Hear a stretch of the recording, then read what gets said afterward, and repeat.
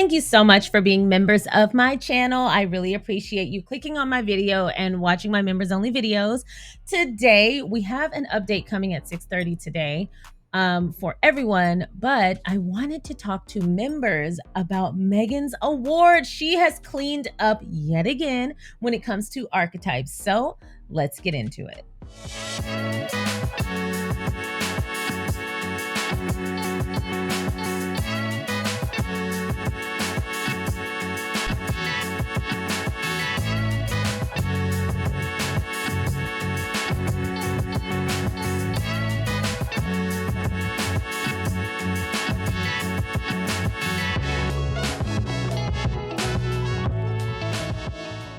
Once again, thank you so much for clicking on my video, and thank you even more for being a member of my channel.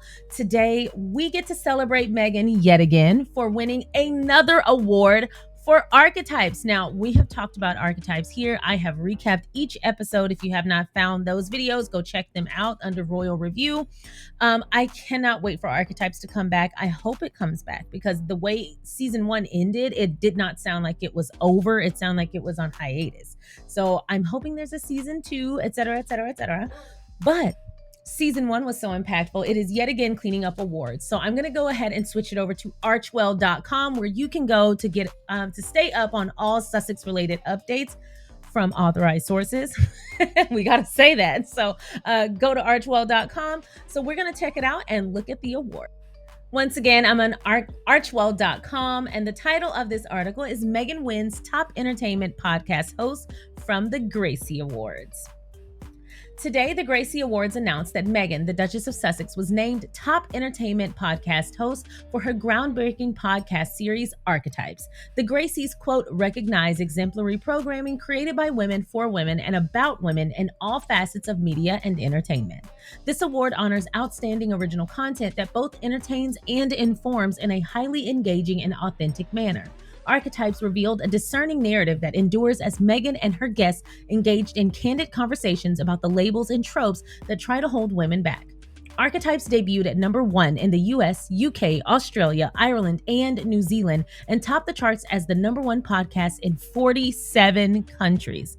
Congratulations to Meghan and the Archetypes team on the incredible achievement. And now a word directly from Meghan. She said, "Thank you to the Alliance for Women in Media Foundation for this prestigious honor. This is a shared success for me and the team behind Archetypes, most of whom are women, and the inspiring guests who join me each week. Meg." And now switching over to ET Online, which is Entertainment Tonight's website. I want to get their perspective because they offer a lot more information as well regarding the Gracie Awards as a whole. And so I wanted to include this article as well.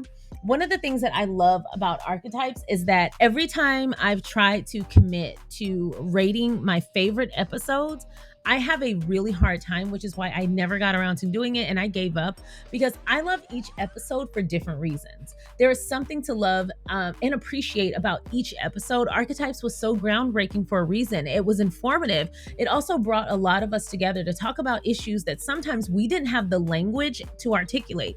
So a lot of these issues can feel imagined. Some of us are subject to gaslighting and trauma, and it can kind of block our vision or even kind of help, I don't want to say help, but kind of harm us when it comes to being able to advocate for ourselves, because sometimes we just simply don't have the language to convey what we're feeling, because we could feel like, oh, wow, I might be the only one having this problem. Is this a woman thing or is this a me thing? And as women, a lot of us have been taught to doubt ourselves first, to blame ourselves first. And it's because of the patriarchy and misogyny. So we know the why, but podcasts like Archetypes and other works such as that really do help us as women and as people find common ground with not only one another, but also realize that our issues are not siloed to just us. We have a voice, and that these things are happening to other people. And sometimes just having community with that knowledge it does so much. I can't tell you how often I have felt like, oh my God, why is it always me? And I'm blaming myself when really it's a misogyny issue or a chauvinism issue or a patriarchy issue.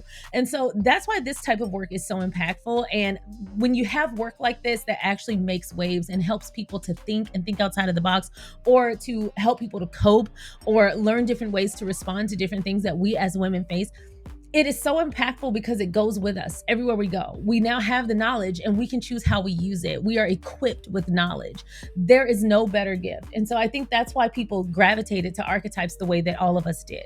So I'm going to read this article regarding Meghan winning another award for archetypes.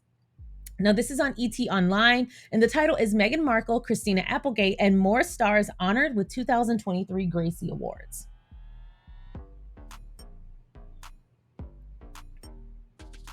Meghan Markle is receiving a high honor for her work amplifying women's voices. On Thursday, the Alliance for Women in Media Foundation announced the Duchess of Sussex as one of more than 100 winners of a 2023 Gracie Award. Markle, who is being recognized for her headline-making podcast Archetypes, is an esteemed company, winning along with fellow stars like Christina Applegate, Ava DuVernay, Faith Hill, Amanda Seyfried, and many more content creators spanning radio, television, and digital. Quote, this year's theme, storytelling, highlights and celebrates the narrative shared by the winners, which not only inform, inspire, and captivate audiences, but also enrich our collective comprehension of our world. A press release stated. It was also announced that the foundation will honor Showtime's The First Lady with the Grand Award, which signifies a distinct level of achievement, acknowledging the extraordinary talent, dedication, and production involved in creating these exceptional pieces. Quote, as we close out Women's History Month, it is important to remember the legacy of Gracie Allen, the inspiration behind these esteemed awards. This year's recipients exemplify Gracie Allen's spirit through their exceptional talent, innovation, and vision. AWMF President Becky Brooks said in a statement, their steadfast dedication to their craft and their tenacious resolve to break boundaries serve as a compelling testament to the essential role women play in molding the cultural landscape. We eagerly anticipate celebrating their outstanding accomplishments. This year's award recipients will be honored at a ceremony in Los Angeles on May 23rd, followed by a luncheon for local and student award winners in June. I hope that is televised because I would love to watch it and cover it here. And since we are on the topic of archetypes and celebrating Meghan's achievement, I just wanted to share this article again from Stephanie Pettit on people.com. I read this a long time ago and I was going to talk about it, but things were moving so quickly in late November that we just had so much to talk about. I just never got around to it. But this is such a great time to discuss this. And it was an article that Stephanie Pettit wrote regarding how Harry inspired Meghan when she was recording Archetypes. So the title of the article is Meghan Markle reveals how Prince Harry inspired her final podcast episode of the season. Again, by Stephanie Pettit. Meghan Markle is bringing the men into the conversation. For the final Archetypes podcast episode of the season, the Duchess of Sussex welcomed 3 men, Andy Cohen, Trevor Noah, and Judd Apatow, onto the show for the first time. And the idea to chat with men about the stereotypes that hold women back actually came from one other than her husband.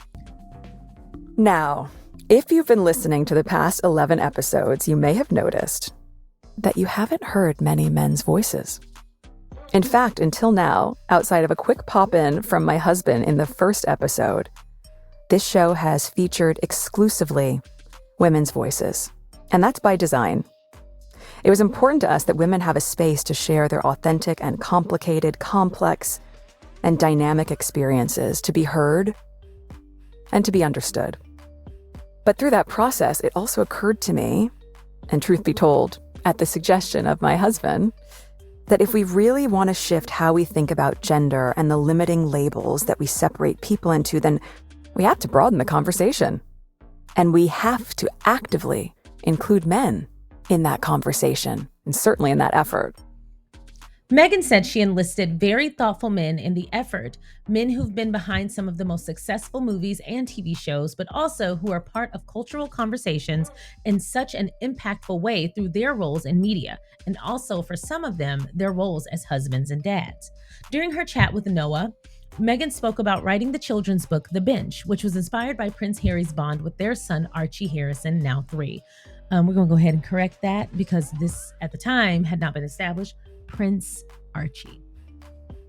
Quote, I wrote a children's book that came out a year ago or a couple of years ago and is basically about the softer side of masculinity, she told the Daily Show host, and how I've seen my husband as a dad and the example of that. That's the person that the young boy can look to and say, oh, this is what it means to be a man.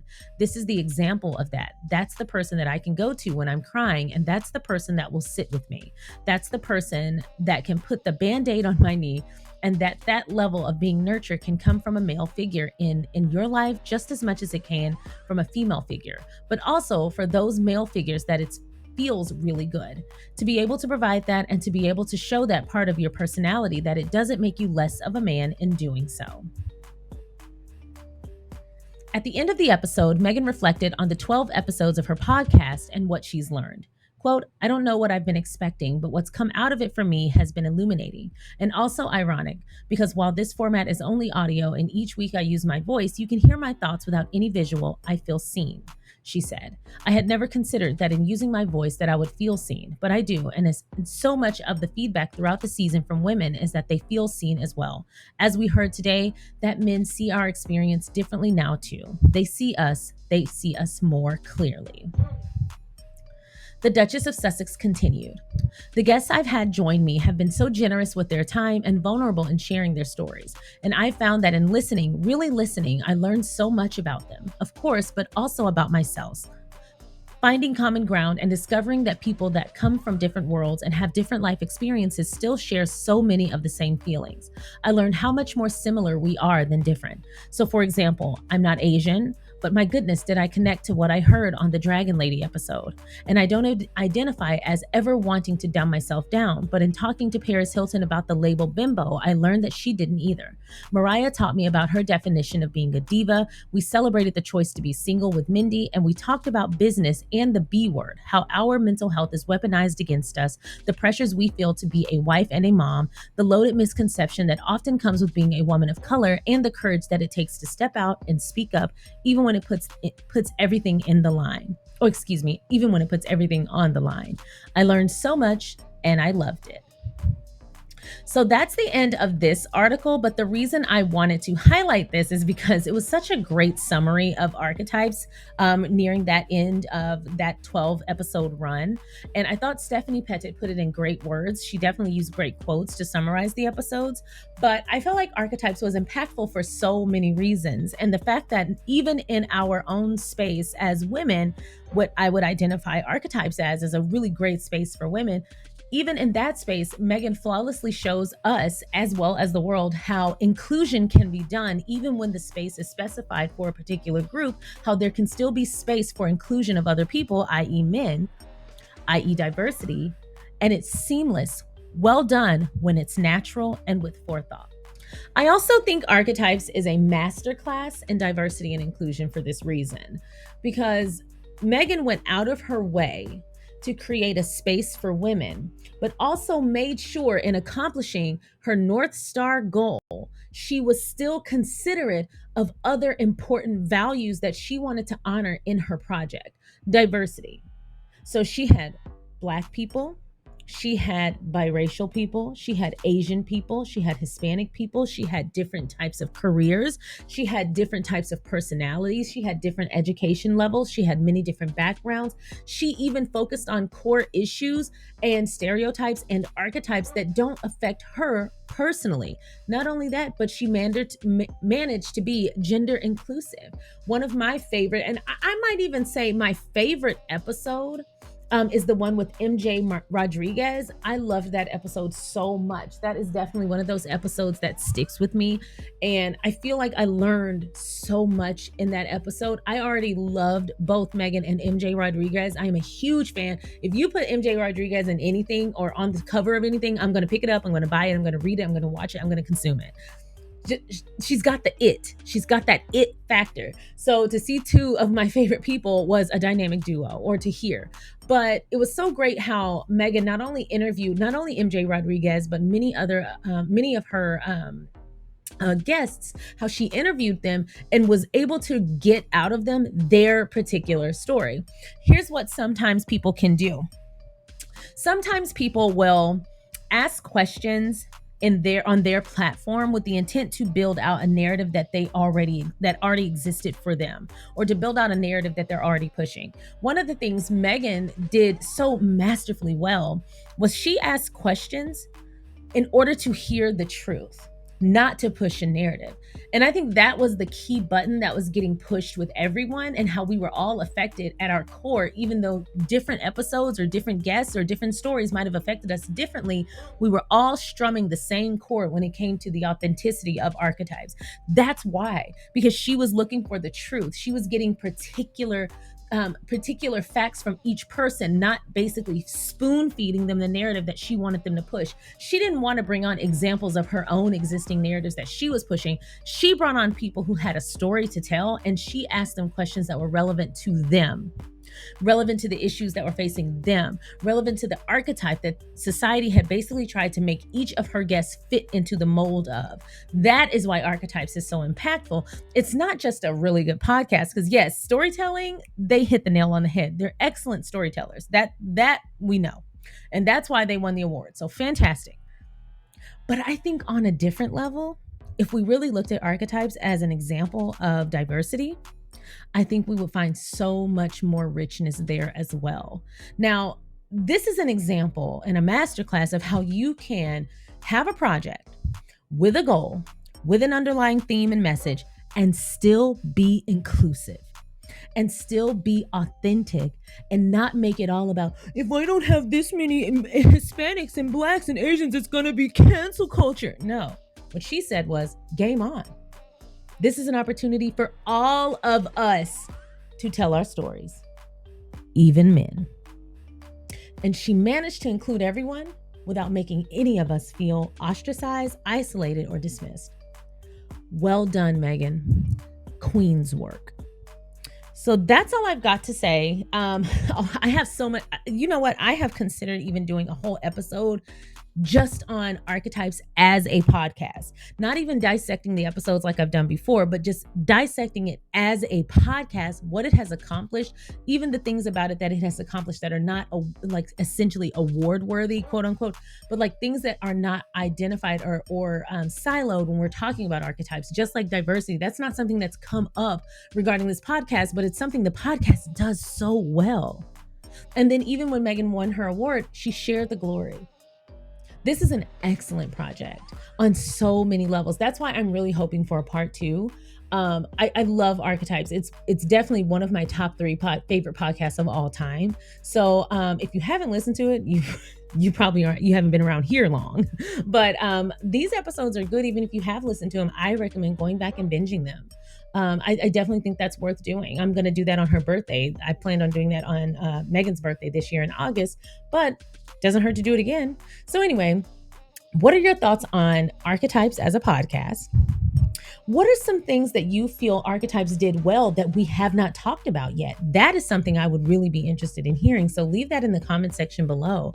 What are some things that Archetypes did well that we haven't really dug into? I'm interested in hearing your thoughts. But as always, thank you so much for being a member of my channel. Thank you so much for supporting the channel. I appreciate everyone who listens, subscribes, and is a member. It means the world to me. I hope you enjoyed today's video. So please don't forget to like on your way out, and I will see you next time. Congratulations again, Meghan. Bye.